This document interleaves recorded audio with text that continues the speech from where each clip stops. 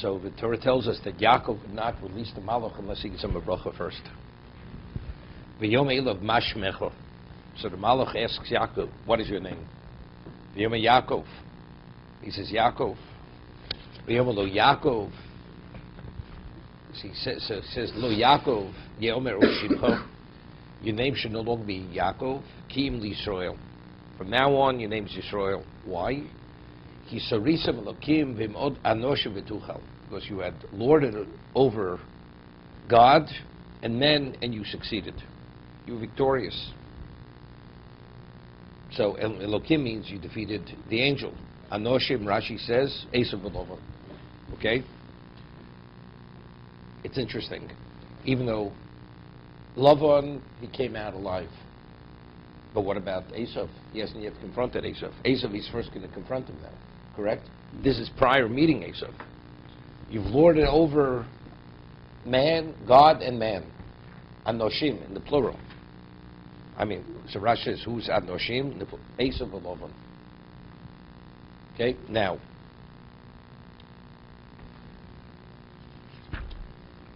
when he called him Yaakov, he says, your name will no longer be Yaakov. So Rashi says, what is Lo Yaakov?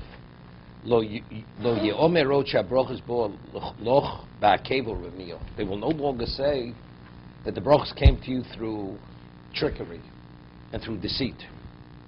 Kim b'srora b'giluponim came to you through status and openness. And what has changed? I mean, the brachos originally, when did Yaakov receive the brachos? Originally, it came through deceit and through trickery. He says, it will no longer be said that, but rather came to you through Sror and Gili Ponim. How did it come to you through Sror and Gili Ponim? Through status and openness. Okay? Just simple understanding. So over here, he asked him, what is your name? An angel has to ask him what his name is. And why did he originally attack him? Why did this angel attack Yaakov? So Rashi says, who was this angel? It was Sorosh Esav. It was the archangel of Esav. So if it's the archangel, he knew it was Yaakov. So if he knew it was Yaakov, what's he asking? Mashmecha, what is your name? And he answers, Yaakov. Your name will no longer be Yaakov, it will be Yisrael. What does he have to ask him what his name is? It's obvious he knows what his name is. Right? Now, why was Yaakov called Yaakov? Because he was holding on to his heel. When they were born, Esav says, when he realized that Yaakov took the bracha, he says, he tricked me twice. Esav understood the name Yaakov means trickery. The name has no relevance to trickery. What the angel was saying, if factually you have a deficiency, you're lacking in truth, how did you defeat me? There's no way you could have defeated me. You can't defeat an angel if you have a spiritual deficiency.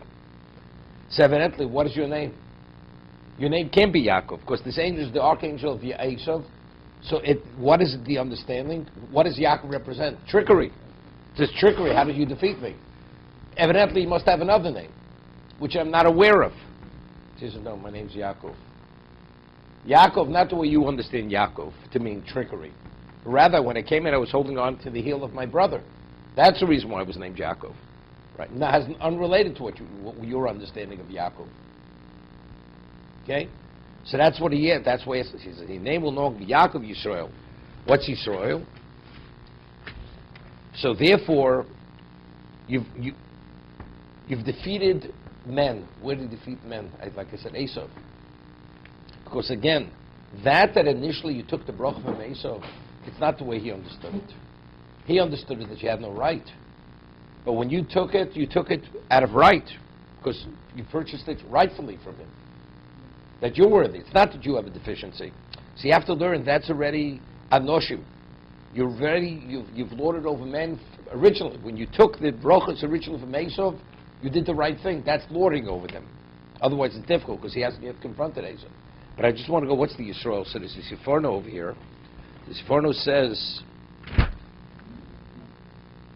what is it? Yeah.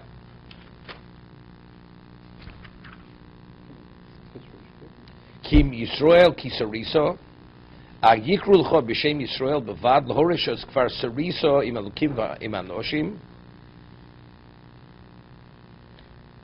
L'horosh as kfar sariso im elukim v'amanoshim. Yifkar Hashem tzva morom val malchi adom al doma.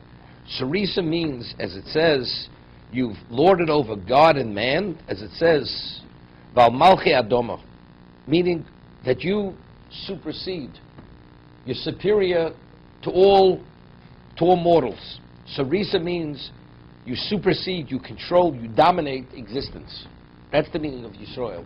As initially you dominated God and man, your essence is you supersede whatever exists. That lies in the name Yisrael. Because we'll see in a moment over here. We see there's an interchange continuously. First, the parsha begins Yaakov, and all of a sudden it goes to Yisrael. Why in certain contexts is Yaakov referred to as Yaakov? And when it speaks in another context, it's Yisrael, as we'll see in a moment. I'm not going to do Rashi right away. Vayeishev Yaakov eretz b'gurei beretz Canaan. Yaakov, he lived in the land of the sojournings of his father in the land of Canaan. Ela told us Yaakov, again it's Yaakov. What are the chronicles of Yaakov, the children of Yaakov? Yosef ben Shvas Rishona, Hayeroes Echov Batzon. Yosef was 17 years old. He shepherded his brothers with the sheep, meaning he was the lead shepherd. Vunaris b'nei Bilav b'nei Zilpo nishei Oviv.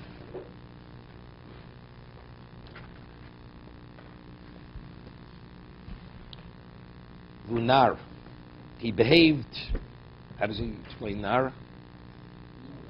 What? Okay. That's the way he explains nar. It's not but it's vunar b'nei Zilpo. It's a verb. Vunar es b'nei. He's nar es b'nei. Okay. Foolish. Nar. Shuosa ma'aseh narus. I mean, he was behaving. It's a verb over here. He was behaving childishly. He brought the evil talk to his father. What's Gimel? The Yisrael Avos Yosef. So the first two psukim, Yaakov is referred to as Yaakov. Third pasuk, Yisrael Avos Yosef Mikol Banov. Yisrael loved Yosef more than all his children. Ki ben Zekunim Alo. Because he was, whatever the interpretation is, he was born to him in his old age. He was the wisest of his sons. He looked like his father. Right, the three interpretations. Why all of a sudden do we go from Yaakov to Yisrael? You understand? Yaakov didn't love Yosef for sentimental reasons. Yaakov saw his son to be the equivalent of himself. Yaakov is Aish. Beis Yosef is Lohavo, we spoke about. Puzzle. Esav is Kash. Esav is straw. Yaakov is fire. Yosef is an extension of his father. That's the flame. Yisrael Avos Yosef. The characteristic of Yisrael, to be able to dominate, that nothing could overcome Yosef. Nothing could overwhelm him. Yosef had that characteristic. You see what happened going forward? He was always in a leadership position. Nobody ever dominated Yosef. Goes to Egypt as a slave. He controls all the financial holdings of his master. He's put in prison. He's the warden. Becomes the warden. He's finally taken out of prison. He becomes the viceroy, even more powerful than Paro. He controls the world. Yosef is Yisrael.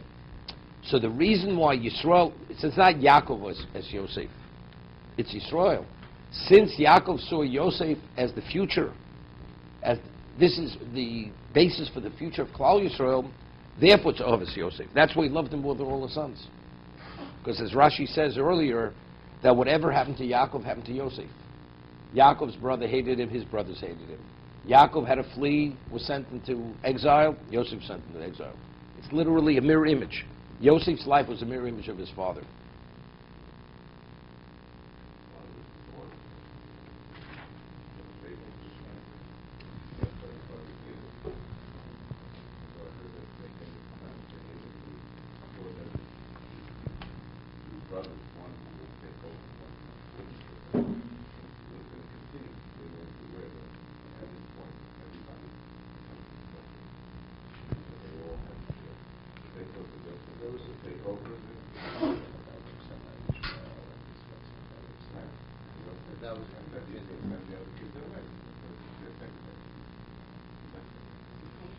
It's hard to believe.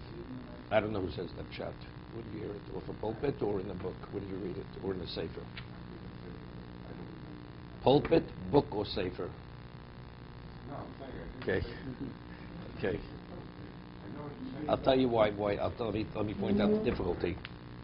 When anything Yaakov understood, he shared this with his children. For instance, he took the 12 stones. What was the significance of 12 stones? 12 sons means they're all united, right? It's 12, but it's one. You mean he never shared that with his children? Yishmael had no relevance. Esav had no relevance to that. Yaakov was the choice, was the chosen patriarch because he was going to establish the Jewish people. That means all his children, nobody's being sent off. The others sent off because they were like the chaff. They weren't the kernel. These are all kernels over here. As a result of that, that's the reason. So to say that they didn't understand, this is something he didn't share with his children. I mean, to be able to survive Lavan, they didn't understand who they were. Pride themselves, every one of them. They're part of the future of existence. It's hard to believe he didn't share that with his children. That's separate.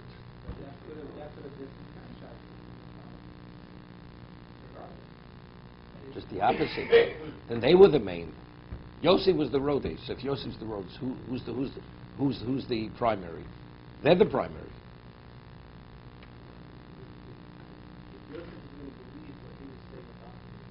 You mean if Yaakov was going to believe? Yeah, but not at this point. No, but you said they thought he was going to send them, but why would he send them off? Right? That's not initially. That's when the dreams and everything would happen, the tail bearing. Okay, let's see tomorrow.